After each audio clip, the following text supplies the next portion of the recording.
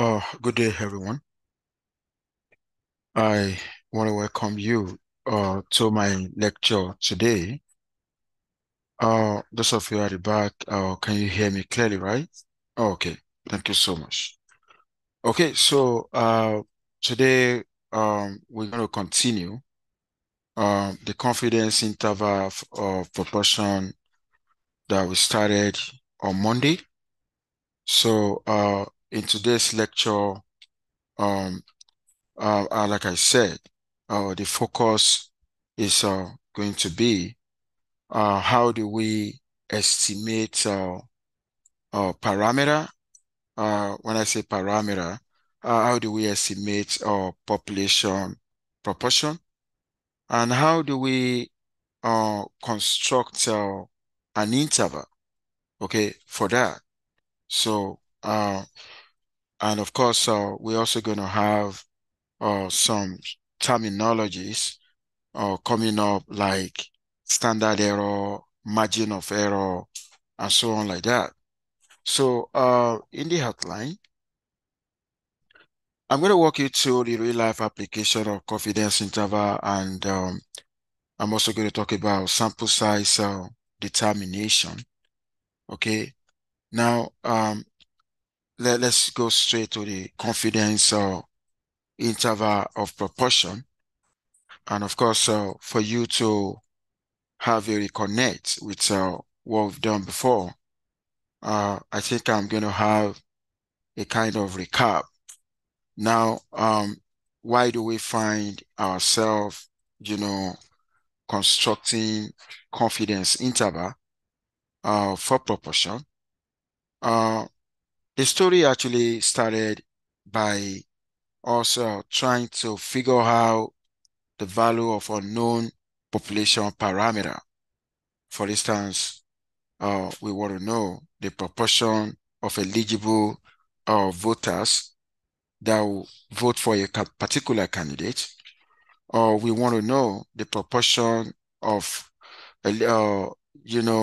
citizens that approve the job the president is doing. We want to know the proportion of um, residents of maybe Minnesota that have been burglarized, or we want to know the true efficacy of a vaccine.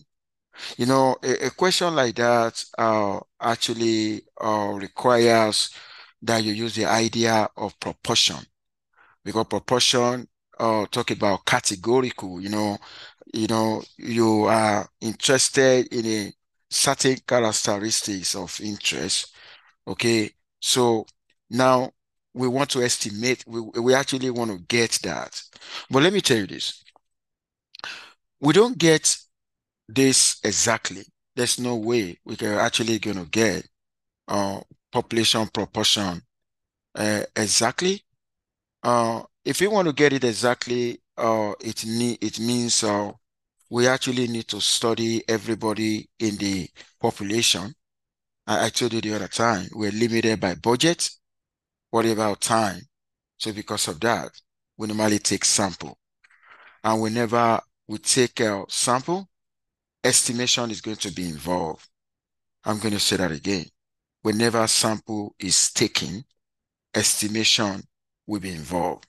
So when you take a sample, okay, it means you actually want to figure out the true value of a population parameter using sample information. I'm going to say that again. For instance, you want to know the proportion of Americans that will vote for a particular candidate in the upcoming election, because we are limited by budget. We don't have resources to go around, everybody, all the eligible voters in the United States. And of course, what we're going to do is to take a sample of Americans. That the moment we take a sample and we figure out what we're looking for, we're actually going to be estimating. So, and I remember the other time I told you, we're talking about estimation is a process through which you obtain the unknown population characteristic or true sample information. And I said, estimator is a formula that you use in estimation. And the result that you got is what we call estimate. A particular result you got is what we call estimate. And I also remember in my last class, I told you there are two types of estimate. We got a point and interval. Okay. Now, what do we mean by point estimate? Okay. You know, a point estimate is when you have a single value. In the estimation process, if you have a single value, we call that a point estimate. And I told you the other time, a point estimate could be wrong or right. And some of you will be asking this question, how am I going to know getting a single value will be wrong or right? I think I was able to know that through sampling distribution. I'm going to give you an example now. If I actually want to conduct a study in the city of Minneapolis, in the state of Minnesota, and I really want to figure out the number of households that have been burglarized. If I ask each and every one of you in this class, I think in this class I have about 130 students. If I give you the assignment, like go to the city of Minneapolis, randomly select 60 household. The household you select will be different from the household somebody select. And at the end of the day, you know, the question you're going to be asking each household is, have you been burglarized? The response is yes or no. Have you been burglarized? Now, let's say out of your 60 household you investigated, maybe 20 said they've been burglarized. Out of another person, you know, maybe it may be 30, it may be 40. So which means the number is going to vary. And that's why we know that a point estimate may be too high, it may be too low. And that is the reason why it said it is dangerous to use a point estimate. Now, what do we need to do then? And that is the reason why I want to consider this. We need an interval estimate because the value, you know, in the interval estimate, we are also going to consider what I actually call a margin of error. Okay, the margin of error is something that will enable us to place a bound on the sample estimate. Okay, when you place a bound on a sample estimate, that will give us opportunity to see how the true value of a parameter, the distance, the sample statistic that you got is from the true value of the parameter using some level of confidence. Okay, so in statistical analysis and in research in general, we prefer interval estimate to point estimate because a point estimate could be wrong or right. That is too dicey. But the interval estimate will actually provide us a range of values and that the true value will lie with some confidence. Okay, because of that, I'm actually going to go into this example 8.2. And the question said, according to the 2012 resident satisfaction survey, 32% of Minneapolis residents felt that public safety is among the biggest challenges of the city in the next 5 years. Considering the reported margin of error, plus or minus 3% point, like in this question now, they've given you the margin of error. In another question, they may not give you the margin of error, but they're actually going to give you data or information about how you can figure it out. Because if I want to construct an interval, I need margin of error. I'm going to say that again. Before I can construct an interval estimate, I need margin of error. In this question now, you've been given. Now find an interval estimate for P, the true proportion of Minneapolis residents who felt that public safety is among the biggest challenges of the city in the next 5 years. Now, I need you to pay attention to what I'm going to be doing right now. In this question now, you've already been given that. That's a pickup, okay? Because, they conducted a survey. And when they were conducting survey, they cannot, investigate everybody. They're only going to take a sample. So this 32% is what they got from the sample, which we call this guy now sample proportion. That's a pickup. Now, if I want to construct a confidence interval, I need you to pay attention to this formula here. If you're given the margin of error and you already have your pickup, all what you're going to do is to do plus or minus. Okay? Now you're going to subtract the margin of error from the pickup. You're going to add the margin of error to the pickup. When you do that, you're actually going to have a range of values. If you take a look at that range of values, okay, that very range of values is expected to contain the value, it's expected to contain the true value of a parameter. I'm going to say that again. This range of values is expected to contain the true value of parameter. What is the true value of parameter here? According to this question, the true value of a parameter is actually the proportion of Minneapolis residents who felt that the public safety is among the biggest challenges of the city in the next 5 years. Now, after constructing the confidence interval now, what we're going to do is to make an interpretation. So how is the interpretation going to be done? I'm going to multiply, this by 100. I actually want to interpret it in terms of percentage. I can also interpret in terms of proportion as well. And that was why I said we're fairly confident that the true proportion of Minneapolis residents who feel that the public safety is among the biggest challenges of the city in the next 5 years is between 29% and 35%. Now, let me tell you this. It is very, very safe in research. It is more safer in research to have a report in interval, considering interval estimate compared to when you only use a point. Because a point could be too low, a point estimate could be too low, and it could be too high. Does that make sense to everyone? Okay. Now, I'm going to go into another example now.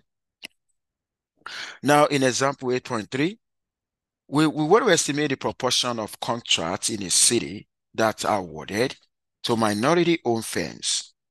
When you hear a minority-owned firms, then it means the contract in the city are being categorized. We're actually going to have a minority-owned firms. We're also going to have majority-owned firms, and that is why here we can use the idea of proportion because this is categorical. We use the idea of proportion in a categorical situation, a categorical variable now. Now, we take a random sample of 389 contracts from the city and find that 58 were awarded to minority-owned firms. Now, if you take a look at this, you actually sample 389, okay? Don't forget, it is not only 389 it's more than that. But you only sample 389. And when you sample 389, okay, and you go from one contract to the other, you go from one contract number 1, number 2, up to 389. And what do you want to see in the contract number 1? You want to see, is this a minority-owned or majority-owned? But you are interested in the minority-owned. Now, that is and the goal is to use the sample information to construct a confidence interval with a confidence level of 0.95 for P, the true proportion of contracts that are assigned to minority owned firms. Now, let me tell you this. Whenever they want to ask you a question on constructing confidence interval or constructing interval estimate, they will always give you the level of confidence. Does that make sense? You're always going to be given the level of confidence. Now here they're giving you the level of confidence of 0.95. A 0.95 means 95% confidence. Okay, now among the questions, question number A, what is the sampling distribution of P cap, the sample proportion of contracts that went to minority-owned firms? I told you the other time, there's a connection between what we're doing now, chapter 8 and chapter 7. Without chapter 7, we may not be able to do what we're doing now. So the sampling distribution is very crucial in statistics.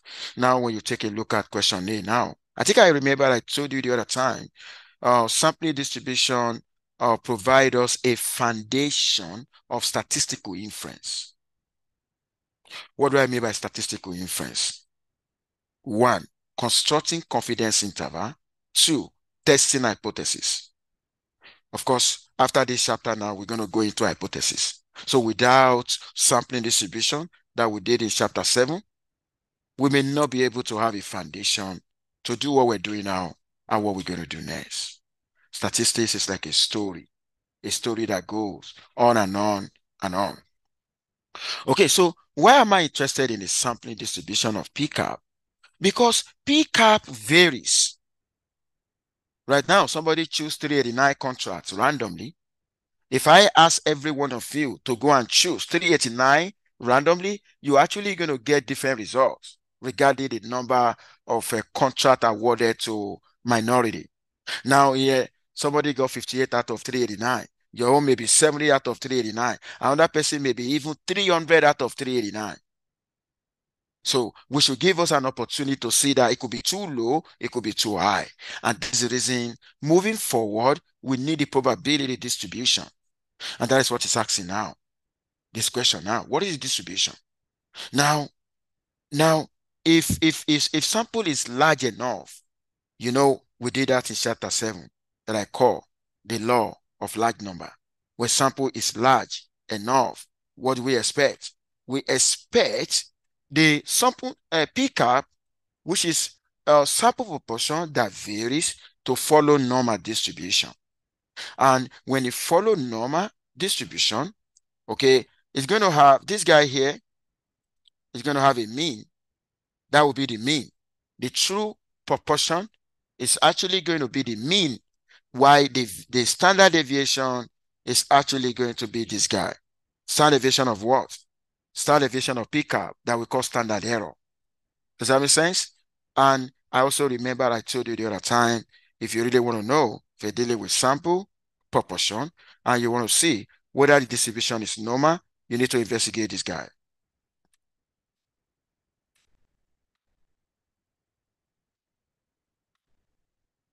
NP must be greater or equal to 15. Then N into 1 minus P must be greater or equal to 15. Now, what do I mean by the first one? The first one means the number of successes. What do I mean by the second one? The numbers of failures. Now, the number of successes here will be based on this question now. The number of successes will be the numbers of contracts awarded to minority firms. What will be the numbers? What will be the numbers of failures here? The numbers of failures is the number of contracts awarded to other groups that we're not focusing on in this research. Okay, now go ahead. What do you say is normality? Exactly. This is to investigate normality.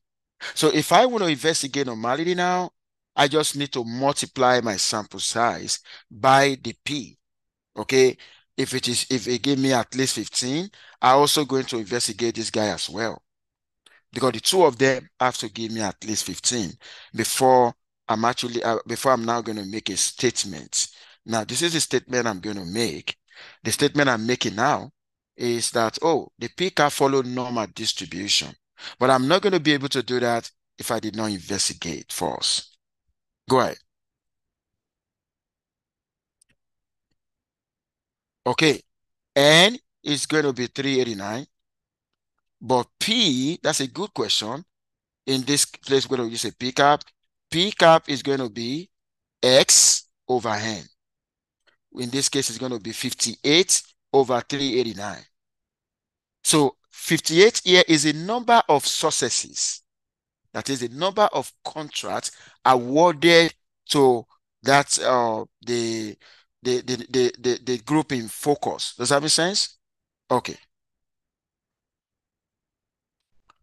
Which one? Which? Oh, you mean the pin in the square root? Okay, now the pin in the square root, we're also going to assume a p cap for it because we don't have the knowledge for now. Because we want to use p cap to represent that p. That's a good question. Now, another question asks, between what two values does the middle 95% of the data fall? Now, I needed to pay attention now. We want to construct a confidence interval. To construct an interval, we need a formula, which I'm going to give you right now. The formula is going to be P cap, okay, plus or minus. We all know margin of error, right? But situation where you are not giving margin of error, what is the formula? I'm going to write for proportion. The margin of error, I needed to pay attention, equal the z-score, okay, multiply by the standard error. What is the standard error here? The standard error is going to be P, square root of P into 1 minus P divided by N. Okay, so take a look at that. Now, I needed to pay attention. If I want to get my margin of error, I need standard error. So margin of error is going to be standard error multiplied by z-score. I'm going to say that again. Margin of error equal standard error multiplied by z-score. Does that make sense? Okay. Now the question is, this is your standard error. Do you see that? That is a standard error. Now, what is the difference between standard error and margin of error? I'm going to explain. Standard error, okay, measures variability of statistic from the true value of parameter. I'm going to say that again. Standard error measures variability or dispersion of statistic from the true value of parameter. Does that make sense? That's what standard error talk about. But what about margin of error? The margin of error, give a range of values through which the unknown population parameter lies. So I'm actually going to say margin of error, incorporate a bound around sample statistic. I'm going to say that again. Margin of error incorporate a bound around sample statistic. Okay? And that's what you see. Now the question is, you know how to get the standard error the moment you know P and N, right? But how do you get your z-score? If you want to get your z-score, that depends on the confidence level. I'm going to say that again. If you want to get your z-score, that depends on the level of confidence given in the question. Now, if they give you, right now, they give you 95% confidence level. Now, when they give you 95% confidence level, you four of us need to get your alpha. What is the alpha? Alpha is a level of statistical error. If I have a 95% level of confidence, then the level of statistical error will be 5%. Now, another way to write 5%, now if I say 5%, okay, is the same thing as 0.05. So for level of confidence of 95%, then the level of error will be 5%, which is 0.05. If I want to get the z-score in R, I'm going to use the Q norm. I'm going to use Q norm.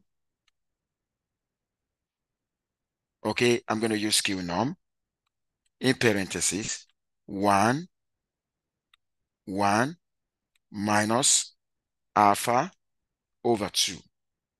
And where will I get my alpha from? My alpha, I'm actually going to get my alpha from the level of confidence. If the level of confidence is 95%, my alpha is 5%, which is 0.05. So what am I telling you now? If you plug in this guy is 0.05 inside alpha here, and you do the Q norm, it's going to give you 1.96. Now, that 1.96 now is what I'm writing here in place of a z-score. So which means whenever they ask you to construct an interval and they give you the level of confidence to be 95%, it's always going to be 1.96. Okay, now I need you to pay attention now. Now, take a look at this. If I want to answer the question now, I'm actually going to use this. Take a look at that. In the 2, I'm subtracting the margin of error and I'm adding the margin of error. And somebody asked me the other time, what am I going to plug in for my P? Can you see that? Can you see my P now? You see how it's calculated? It's always going to be X over N. Okay? And that's what I'm going to substitute for or wherever I see P. And I'm going to substitute N. That will be 389. At the end of the day, look at what I got. I'm actually going to get 2 values. One is a lower bound. The other one is the upper bound. And you know what? The true value of the parameter will lies in those 2 values. Now, when I'm done now, the next is interpretation. Now, I want to interpret it now. If I want to interpret the result right now, I need to mention the level of confidence given. Now, take a look at the way I'm going to interpret that.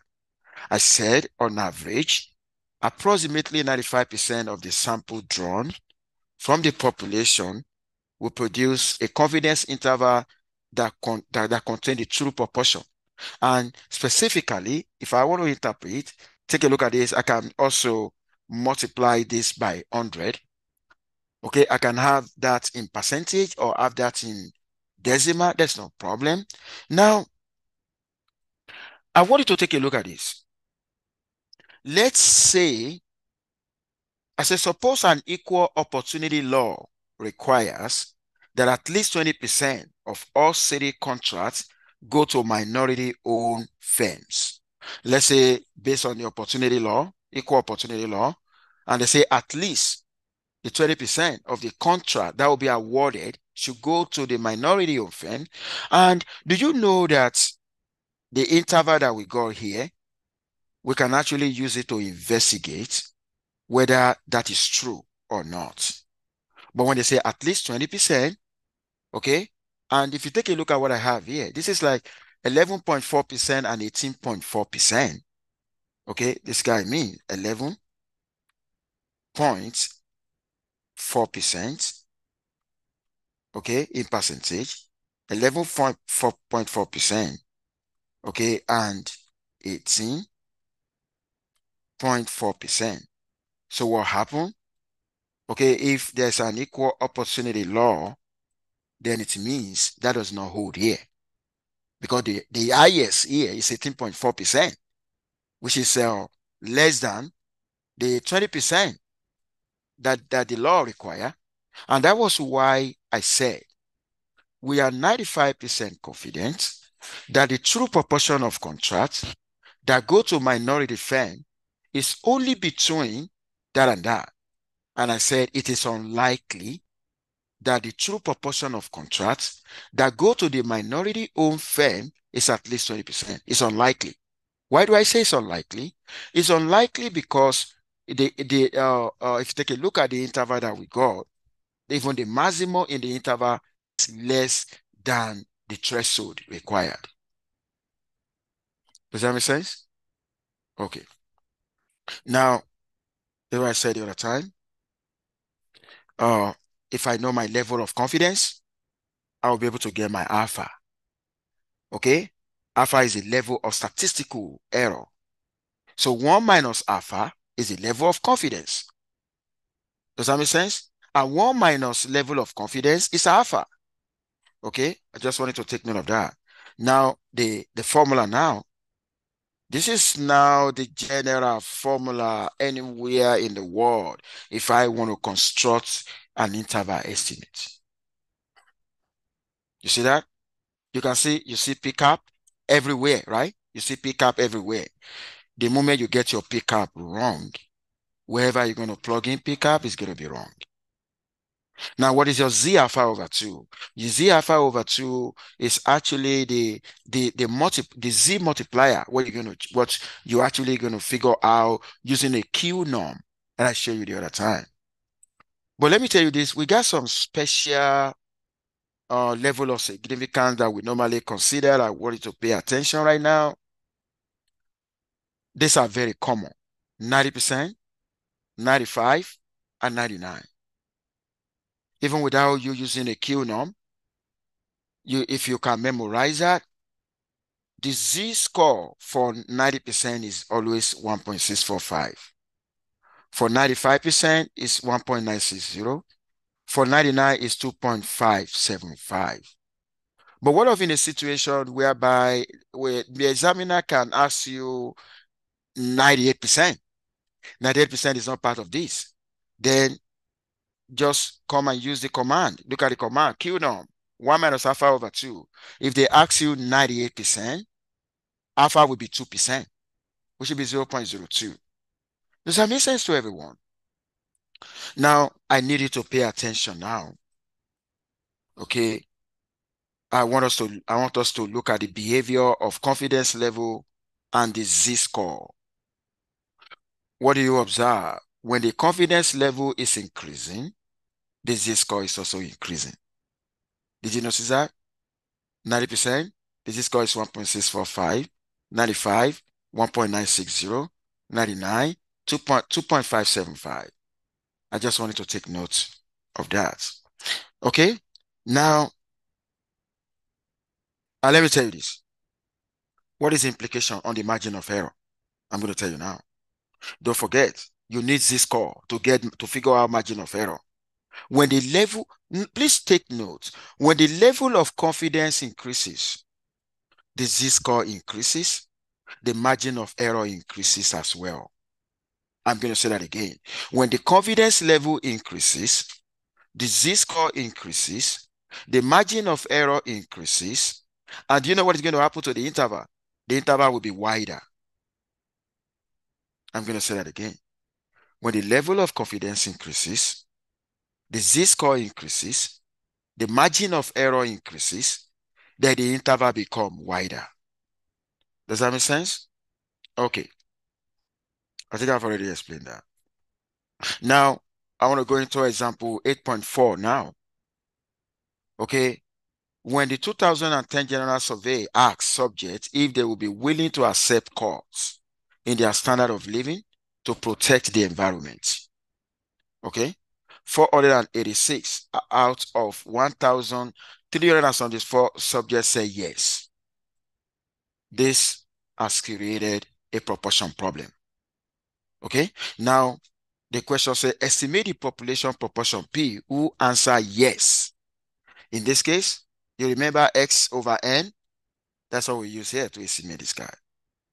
Okay. And another question asks, can we use this sample to calculate a valid confidence interval? Now, if you want to answer that, okay, you need to investigate this guy. I told you the other time. The product of that is a 15, which we call the number of successes, and the product of this is it at least 15 as well. Okay, don't forget your P is going to be your P cap.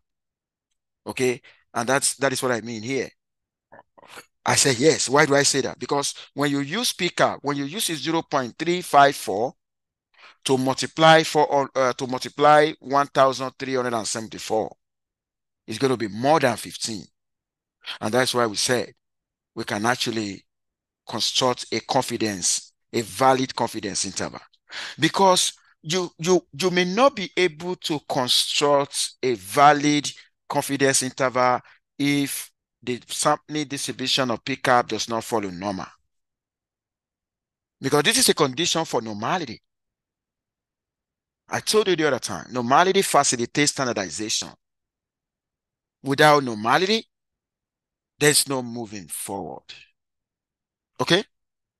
Now, and if I want to answer the question now, you see now, I'm using this guy, the formula, and I've already plugged that in. What do you see everywhere? Pickup. Okay? Now, why do I have 1.645 here as a z-score? Because they say 90%. I told you how you can get a Q norm into 1 minus alpha over 2. When the level of confidence is 90%, alpha will be 10%. Okay? So take a look at that. Finally, this is what I got. Now, you're going to see here, I figure out, you see, this guy itself is the standard error. Okay? That is the standard error. This guy is the Z quantifier. Okay, it is Z quantifier. So the value that I got here right now is the margin of error. So the margin of error is multiplying the Z score multiplier with the standard error. And at the end of the day, applying that, I was able to have two values. You can see that right now. And whenever you construct an interval estimate, always make sure you interpret. Now, look at my interpretation now. And when I want to have an interpretation, I must make reference to the level of confidence in the question given. Now you can see what I'm saying now. I said, we are 90% confident that the true proportion of people willing to lower their standard of living in order for them to protect the environment is between 0.33 and 0.375. If I want to say that, go ahead. How do I find oh, okay. You mean this guy here, right? That guy is the same thing as the code that I mentioned, Q norm. Okay, Q norm 1 minus alpha over 2. Does that make sense now? We are only telling the world that that very z-score, okay, the value of it depends on the alpha. Alpha is the level of statistical error. And the level of statistical error, you figure that out from the level of confidence. Does that make sense now? Okay, go ahead.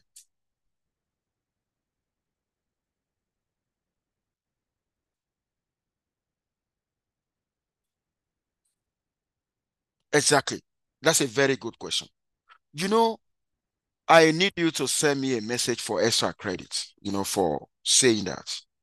We know at times it's going to look as if our models are failing us, but our models are not failing us. We are the one that we're not doing the right thing. Somebody said, if we fall first start with the investigation and it doesn't follow normal, then there's no way we can move forward. If you make an attempt to move forward, constructing confidence interval, even when the normality assumption is not satisfied, then you're going to end up creating invalid confidence interval. Does that make sense? That is it. Okay? Our model in statistics only going to work when assumption hold. When assumptions are violated, then if you ignore that and you continue to use your results as part of policy formulation, okay, you actually going to mislead. Does that make sense? Okay. Now I wanted to say something now. In the same question, where they talk about 90% confidence. By the time they ask about 98% confidence, I need you to look at what we got here, because what is going to make it different is going to be the Z-score. Okay, when the confidence level was 90, okay, I'm going to do this now. Pay attention. Okay, when the confidence level is 90, the Z-score was 1.645. When the confidence level is 98%, oh, give me 1 second. It's 98% right now. The level of, the Z-score increases. And you know the implication.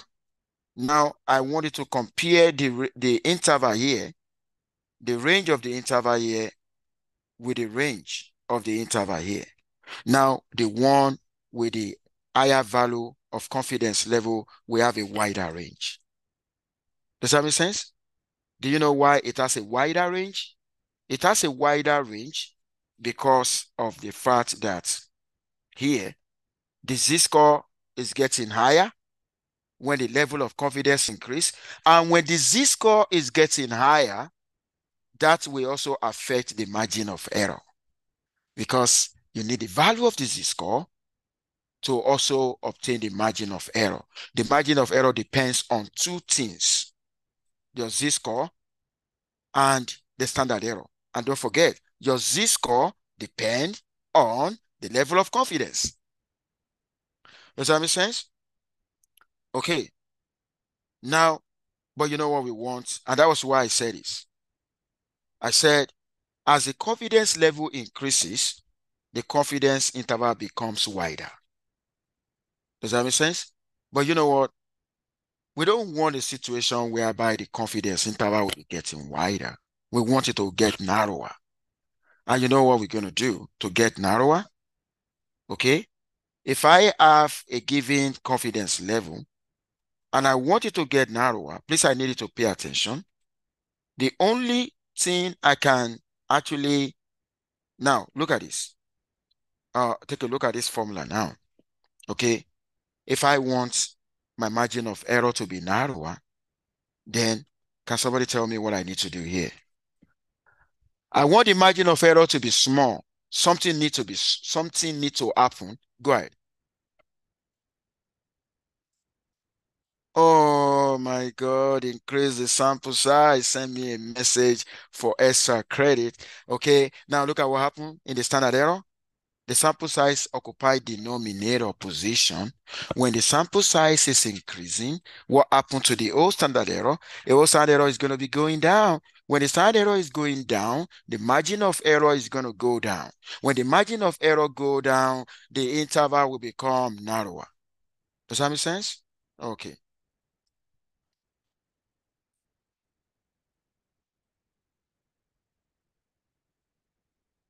Okay, I think I gave some other example here. Uh, it's the same. Now you can do it in R. Okay, I think I put it there. Okay, this is what I just said. The margin of error increases as confidence level increases. And when the margin of error decreases, the confidence level also go down. And for a fixed P, more MOE decreases when sample size increases. I just wanted to take note of that. But you know what? What happened in a situation where where sample size is small? I want to briefly discuss that. Small, and that is what I call small. Does that mean if our sample size is small, does that mean we cannot still construct a confidence interval? Okay, we have a kind of a robust approach to that. Now look at what I said. I said when n is small, the normal approximation to the sampling distribution of P-CAR can be awful. Don't forget, according to central limit theorem, okay, central limit theorem said when you have a sufficiently large sample, the distribution will turn to normal, right? And what was the sample size? At least exactly. Thank you for that. So, but if it's smaller than that, it's going to be an issue. And that was what I said. Thus causing a large sample confidence interval for P to be misleading. Okay. In fact, there exists an alternative method for constructing confidence interval when sample size is not large enough to satisfy that requirement of number of successes and failure equal to that. We have a way out in statistics.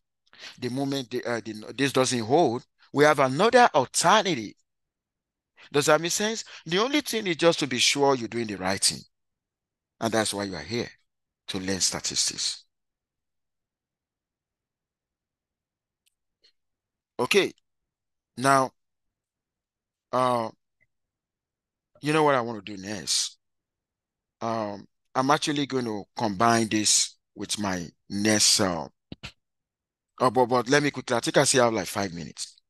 Now the question is, if we want to conduct a study, how do we decide on the sample size to take? And that's what we call sample size determination. But let me tell you this, we have a formula. What determines the sample size is it is the margin of error you want to tolerate. When the margin of error is small, you're going to take a large sample size. Okay. And not only that, the level of confidence.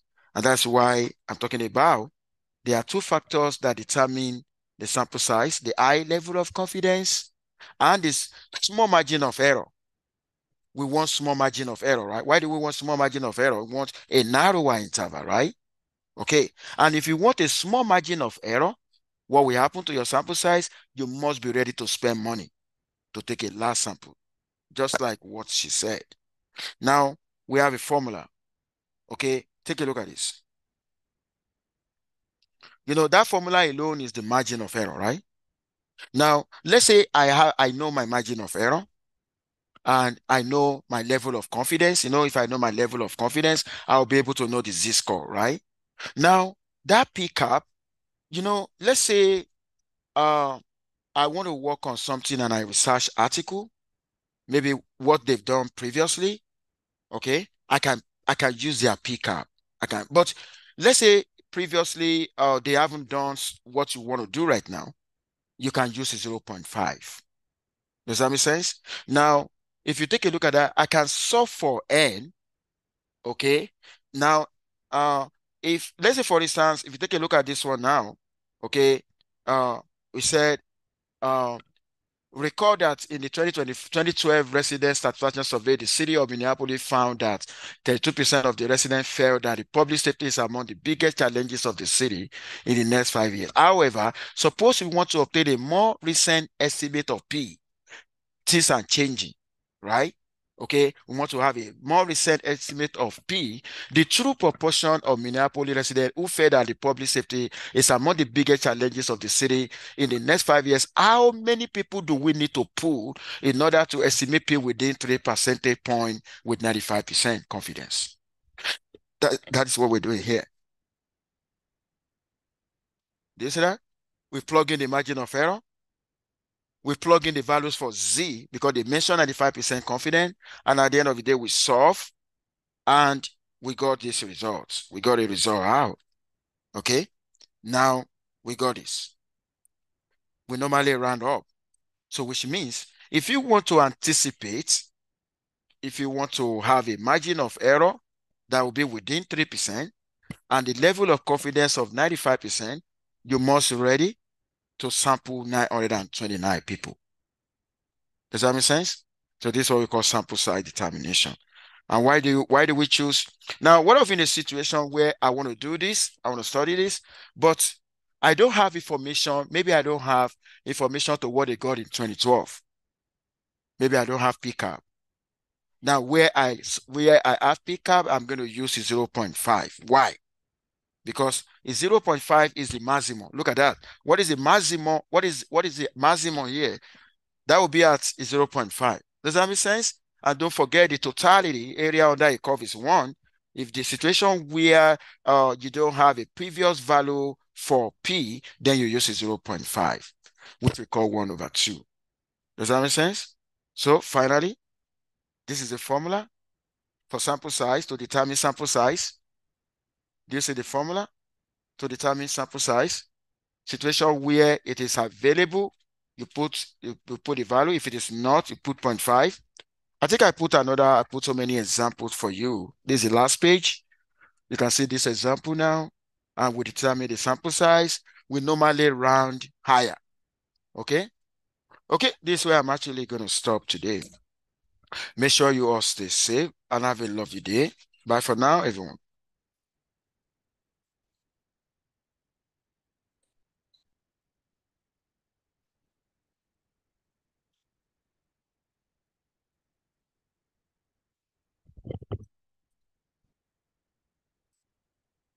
Yeah. Oh, I'm gonna go on the channel. Okay, Yeah. I'll just go on the Yeah, channel. I posted that. Okay, thank you.